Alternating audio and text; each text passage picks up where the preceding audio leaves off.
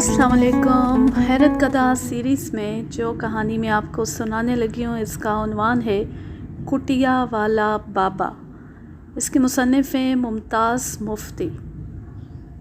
चलते चलते मैंने जो सर उठाकर देखा तो रास्ता नामानूस नज़र आया। मैंने इसे अहमियत ना दी और चलता रहा, लेकिन जूं जूं आगे बढ़ता गया तूं ये एहसास बढ़ता गया कि मैं गलती से किसी अनजानी सड़क पर निकल आया हूँ। मैंने सोचा कोई राहगीर मिले तो उससे पूछूं कि ये कौन सा इलाका है। कुछ दूर सड़क से हटकर एक बहुत बड़ा बड़ का दरख्त था, जिसके करीब ही घास फूस का एक झोंपड़ा था। झोंपड़े के बाहर एक शख्स खड़ा था। मैंने सोचा इस शख्स से पूछ लूं। झोंपड़े के बराबर पहुंचा तो सीटी सी बजने की आवाज़ आई और स्कूटर के पिछले पहिए की हवा निकल गई। मैंने स्कूटर रोक लिया। क्या मुसीबत है, अब फालतू पहिया फिट करना पड़ेगा। स्टेपनी को देखा तो उसमें भी हवा नहीं थी। अब क्या होगा, मैं घबरा गया। मैंने सर उठाया तो रूबरू वही शख्स खड़ा था जिसे मैंने झोंपड़े के सामने देखा था। क्या हुआ? पंक्चर हो गया। इसे इधर खड़ा कर दे। ये सड़क किधर को जाती है? कहीं भी नहीं जाती, उधर पहाड़ी के नीचे जाकर ख़त्म हो जाती है। आसपास कोई गांव है? हाँ, उधर एक रख है, वहाँ से रोज़ाना ट्रक आता है। ट्रक आएगा तो तेरे स्कूटर के पहिए में हवा भरवा देंगे। तू यहाँ धूप में क्यों खड़ा है? झोंपड़े में जाकर बैठ, मैं स्कूटर का ध्यान रखूँगा। झोंपड़े में चटाई बिछी हुई थी। एक कोने में चादर सी लिपटी पड़ी थी, दूसरे कोने में पानी का घड़ा था, साथ ही टीन का डब्बा पड़ा था। मैंने पानी पिया और फिर दरवाजे के सामने बैठ गया। चादर में हरकत हुई और एक दुबला पतला सफ़ेद रेश चेहरा बाहर निकल आया। उठते ही बोला, तू आ गया? जी, मैं रास्ता भूल कर इधर आ निकला हूँ। हाँ, जब चाहते हैं रास्ता दे देते हैं, जब चाहते हैं रास्ता बंद कर देते हैं। जी, मेरे स्कूटर की हवा निकल गई है, पंक्चर हो गया है। हाँ, हम खुद में हवा भरते रहते हैं, उनका करम हो जाए तो हवा निकल जाती है। पहले तो मैं उसकी बातों पर ठिठका, फिर सोचा कोई मजजूब है जो अनाप शनाप बोल रहा है। कुछ देर के लिए वो चुप रहा, फिर मध्यम आवाज़ में बोला, तू जो नए बुत बना रहा है, क्या तुझे कलम इसलिए दिया था कि बुत बनाए? कलम की बात सुनकर मैं चौंका। उसे कैसे पता चला कि मैं लिखता हूँ? लेकिन बुत तो कलम से नहीं बनाए जाते। दफतन वो बूढ़ा जोश में आ गया और कहने लगा, क्या हैसियत है पाकिस्तान की, एक छोटा चटंकी सा मुल्क, गरीब मुल्क, ना 3 में ना 13 में। वो कुछ देर के लिए चुप हो गया, फिर बोला, और यहाँ के लोग? चारों तरफ से मैं की आवाज़ें आती हैं। बकरे मैं कर रहे हैं, खाए जा रहे हैं, अल्लाह की इस दी हुई देग को खाए जा रहे हैं, साथ साथ अपना कटोरा भरे जा रहे हैं, अपनी अपनी कोठाली में दाने डालते जा रहे हैं। ज़रूरत नहीं, तमा, खालिस तमा।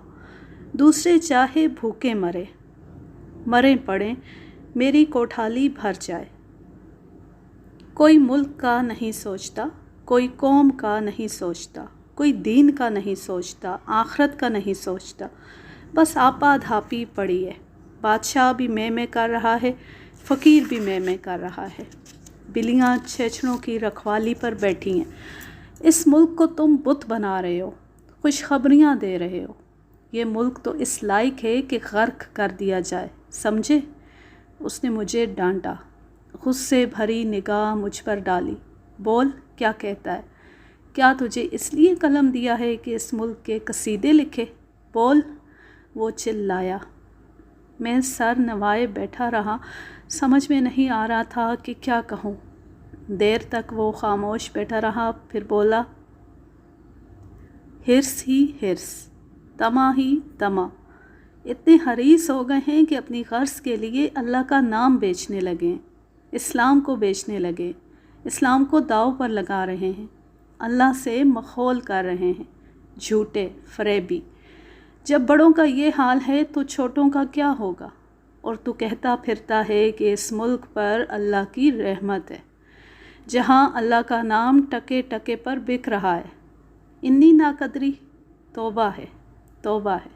اللہ کی ناقدری، دین کی ناقدری، وہاں رحمت ہوگی کیا؟ بول۔ وہ پھر غصے میں چلانے لگا، تجھے یہاں اس لیے نہیں بلایا ہے کہ منہ میں گھنگھنیاں ڈال کر بیٹھا رہے۔ مجھے بلایا ہے؟ میرے منہ سے بے اختیار نکلا۔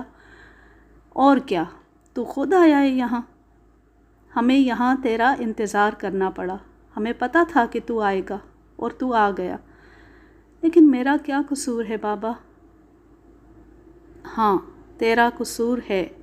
جن باتوں کو تو نہیں سمجھتا، نہیں جانتا، ان کے بارے میں بات کیوں کرتا ہے؟ کیوں اللہ کی خلقت کو گمراہ کرتا ہے؟ میں نے کب دعویٰ کیا ہے کہ میں سمجھتا ہوں، جانتا ہوں؟ میری تو کوئی حیثیت نہیں بابا۔ جو تو بے حیثیتی ہے تو بے حیثیتی بن کے رہ، بہتی باتاں نہ بھگار، شیخیاں نہ مار۔ پر تو بھی ان جیسا ہے، وہ اپنی بات بنانے کے لیے، اپنی حیثیت قائم رکھنے کے لیے اسلام کا نام برت رہے ہیں۔ تو بھی اپنی حیثیت بنانے کے لیے پاکستان کی وڈیائی کی باتیں کر رہا ہے۔ غلط، بالکل غلط۔ غصے سے میری کن پٹیاں بجنے لگیں۔ میں تو صرف 2 باتیں لکھ دیتا ہوں جو تمہارے جیسے باباؤں کی زبانی سنتا ہوں۔ میں نے کبھی اپنی طرف سے بات نہیں کی، میں نے کبھی بڑھا چڑھا کر بات نہیں کی، میں نے کبھی دعویٰ نہیں کیا کہ میں جانتا ہوں۔ تو بتا، کیا سالار والا کے اس بابے نے مسجد میں جمعے کی نماز کے بعد 200-250 لوگوں کے سامنے نہیں کہا تھا کہ ایک دن آنے والا ہے جب UNO ہر قدم اٹھانے سے پہلے پاکستان سے پوچھے گی کیا مجھے قدم اٹھانے کی اجازت ہے؟ اور انہوں نے کہا تھا اگر ایسا نہ ہوا تو تم آ کر میری قبر پر تھوکنا۔ بتا، کیا اس بابے نے جھوٹ بولا تھا؟ بول بابا، چپ کیوں ہو گیا؟ وہ دیر تک سر جھکائے بیٹھا رہا، پھر سر اٹھا کر کہنے لگا، نہیں، وہ بابا جھوٹ نہیں بولتا۔ کیا نور پور کے بابے نے 250 سال پہلے نہیں کہا تھا کہ یہاں ایک اسلامی شہر آباد ہوگا جو عالم اسلام کا مرکز بنے گا؟ بول۔ کچھ توقف کے بعد اس نے کہا تھا۔ کیا وہ صدیوں سے، کیا 2 صدیوں سے بابے یہ کہتے نہیں آ رہے کہ ایک دن آنے والا ہے جب ساری دنیا میں اسلام کا ڈنکا بجے گا؟ وہ خاموش بیٹھا رہا۔ کیا مریڑ کے بابا نے، جس کے حضور مجھے بھیجا گیا تھا، پاکستان بننے سے پہلے شاہ دکن کو دعوت نہیں دی تھی کہ آ تجھے شہنشاہ ہند بنا دے؟ کیا دکن کے CNC پنڈی میں آ کر بابا سے نہیں ملے تھے؟ بابا نے نشاط ثانیہ کی خبر نہیں دی تھی؟ پاکستان مرکزی حیثیت کی بات نہیں کی تھی؟ بتا۔ میں غرایا۔ تو نہیں سمجھتا۔ بزرگوں کی باتیں برحق ہیں لیکن تجھ میں سمجھ کی کمی ہے۔ تو ان کی بات کے رخ کو نہیں سمجھتا اور انہیں اس طرح بیان کرتا ہے کہ لوگوں کے دلوں میں غلط فہمیاں پیدا ہوتی ہیں۔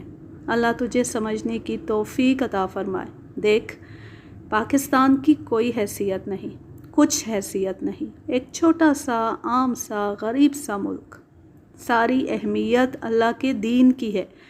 وہ دن آنے والا ہے جب اللہ کے دین سے دنیا منور ہوگی، اور اللہ کا بھیجا ہوا وہ بندہ جس کے وجود سے دنیا منور ہوگی پاکستان میں آئے گا۔ ان کا قیام پاکستان میں ہوگا انشاءاللہ۔ پاکستان کی عظمت ان کے قیام سے وابستہ ہے، بذات خود نہیں۔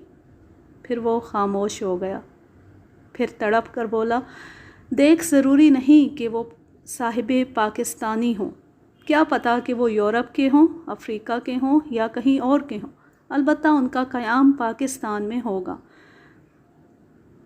اور یہ پاکستان کی بہت بڑی خوش قسمتی ہے، وڈیائی ہے۔ دیکھ، کوئی بابا حتمی بات نہیں کر سکتا، کسی کو مجاز نہیں کہ وہ حتمی بات کرے۔ وہ قادر مطلق ہے، جو چاہے کرے، آخری فیصلہ اس کے ہاتھ میں ہے۔ وہ خاموش ہو گیا، پھر کچھ دیر کے بعد بولا، آئندہ سے بڑوں کی باتوں پر قلم نہیں اٹھانا، سمجھا؟ اس نے مجھے ڈانٹا۔ پھر وقفے کے بعد دھیمی آواز میں بولا، ہم تمہیں 2 لفظ دیتے ہیں، ان کا ورد کرتے رہنا۔ قریب پڑے چند کاغذوں میں سے اس نے کاغذ کا ایک ٹکڑا اٹھایا۔ میں پاک حالت میں نہیں رہ سکتا، کچھ پرواہ نہیں، میں عربی نہیں پڑھ سکتا۔ اچھا ٹھیک ہے، اور پھر لکھنے لگا۔ لکھنے کے بعد اس نے کاغذ کا ٹکڑا ایک پرانے لفافے میں ڈالا اور وہ لفافہ مجھے پکڑا دیا۔ کہنے لگا، 11 مرتبہ صبح اور 11 مرتبہ سوتے وقت اس کا ورد کیا کر۔ اب تو جا، اللہ تجھے سمجھنے کی توفیق عطا کرے۔ میں اٹھ بیٹھا۔ باہر میرا اسکوٹر سڑک کے قریب کھڑا تھا۔ میں نے اسکوٹر سٹارٹ کیا تو وہ چل پڑا۔ کچھ دور جا کر دفتن مجھے یاد آیا کہ میرے اسکوٹر کا پہیہ تو پنکچر تھا۔ میں اسکوٹر روک کر نیچے اترا، پہیے کو دیکھا، ہوا ٹھیک ٹھاک تھی۔ پھر میں نے اسٹیپنی کو دیکھا، وہ بھی ہوا سے بھری ہوئی تھی۔ یہ کیسے ہوا؟ مجھ پر حیرت طاری ہو گئی۔ دیر تک اسی عالم میں چلتا رہا۔ پھر جو نگاہ اٹھائی تو دیکھا کہ راستہ مانوس تھا۔ ساری رات میں سوچتا رہا، سمجھ میں نہ آئی۔ اگلی شام کو میں پھر اسکوٹر لے کر چل پڑا تاکہ اس سڑک کا پتہ لگاؤں جس پر میں غلطی سے مڑ گیا تھا۔ کچھ دیر تلاش کرنے کے بعد وہ سڑک مل گئی۔ میں اس پر چل پڑا۔ بڑ کے درخت کو دیکھ کر مجھے تسلی ہو گئی، لیکن بڑ کے آس پاس جھونپڑا دکھائی نہ دیا۔ بڑ کے نیچے ایک آدمی نماز پڑھ رہا تھا۔ میں اس کے پاس جا بیٹھا۔ جب وہ فارغ ہوا تو میں نے پوچھا، یہاں ایک جھونپڑا تھا؟ جھونپڑا؟ اس نے حیرت سے میری طرف دیکھا۔ نہیں تو، یہاں کوئی جھونپڑا نہیں۔ تو ادھر کب آیا تھا؟ بابو، میں رکھ میں کام کرتا ہوں، روزانہ ادھر سے گزرتا ہوں 2 بار۔ میں نے کبھی جھونپڑا نہیں دیکھا۔ میں کل آیا تھا، بڑی دیر اس جھونپڑے میں بیٹھا رہا تھا۔ اس نے حیرت سے میری طرف یوں دیکھا جیسے میں پاگل خانے سے چھوٹ کر آیا ہوں۔ یہ واقعہ اس زمانے کا ہے جب میں نے پاکستان پر مضمون لکھا تھا۔ اسے شائع ہوئے زیادہ عرصہ نہیں گزرا تھا۔ میں ایک منہ زبانی مسلمان ہوں۔ میری زندگی عمل سے یکسر خالی ہے۔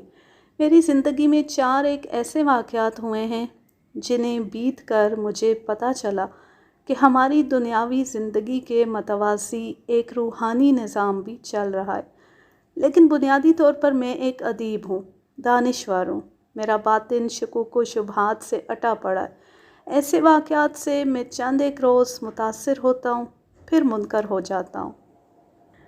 چند ایک روز میں سوچتا رہا، پھر شکوک و شبہات نے گھیر لیا۔ سوچا شاید میں نے خواب دیکھا ہو، یا شاید وہ جھونپڑا اور وہ بوڑھا میرے ذہن کی اختراع ہو۔ یہ کیسے ہو سکتا ہے کہ اس سڑک پر آنے جانے والوں نے وہ جھونپڑا نہ دیکھا ہو؟ ضرور یہ میرے ذہن کی اختراع ہوگی۔ یوں میں نے خود کو مطمئن اور محفوظ کر لیا۔ پھر 2 ایک ماہ کے بعد میں نے اپنی واسکٹ کی اندرونی جیب میں ہاتھ ڈالا تو ایک مڑا توڑا لفافہ برآمد ہوا۔ اس میں کاغذ کا ایک ٹکڑا تھا۔ اوپر بسم اللہ لکھی ہوئی تھی۔ نیچے لکھا ہوا تھا، 11 بار صبح جاگتے وقت اور 11 بار رات سوتے وقت ورد کرو۔ اس کے نیچے لکھا تھا، چھوٹا منہ بڑی بات۔ جب میرے مضامین کا مجموعہ رام دین شائع ہوا تو میں نے اپنے مضمون پاکستان میں یہ واقعہ بھی شامل کر دیا۔ اس کہانی کا ماخذ الکھ نگری، یادداشتیں ممتاز مفتی، گورا پبلیکیشنز، لاہور، سن 1996۔ بہت ہی معنی خیز اور چشم کشا واقعہ ہے۔ اللہ پاک ہم سب کو ہدایت دے، آمین۔ اب میں لیتی ہوں آپ سے اجازت۔ جہاں رہیں خوش رہیں، شاد و آباد رہیں، ہنستے مسکراتے رہیں۔ اللہ حافظ، اللہ نگہبان۔